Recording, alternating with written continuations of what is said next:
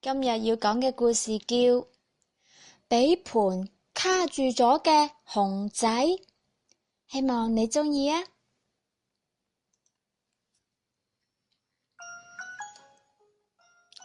熊仔呢，好鍾意佢用嚟沖涼嗰個盆㗎，佢日日呢都用呢個木盆沖涼㗎。不過呢，熊仔一日日咁樣長高長大咗啦。河馬仔呢就過嚟叫小熊去池塘入邊沖涼，但係呢，熊仔就唔鍾意，因為呢，佢好驚啲魚仔啊蝦仔會捐入去佢嘅胳肋底嗰度啊。有一日呢，熊仔喺沖涼嘅時候呢，俾沖涼嗰個木盆卡住咗噃，佢點樣都出唔到嚟。嘿喲嘿喲，河馬仔呢，用盡力氣猛咁去拉熊仔，但係都拉唔到佢出嚟啊。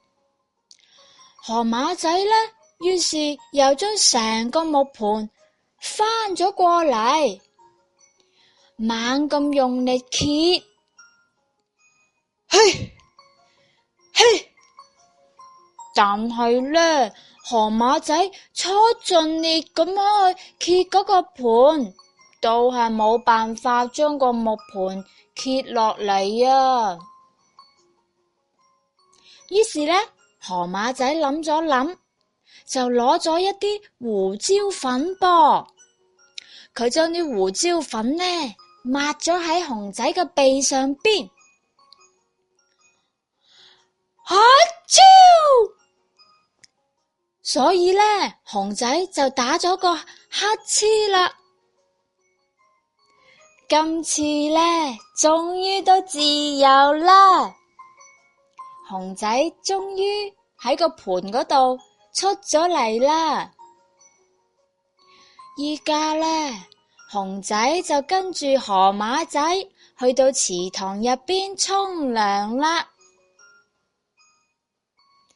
哇！呢度好舒服啊，真係一個好大好大用嚟沖涼嘅木盆啊！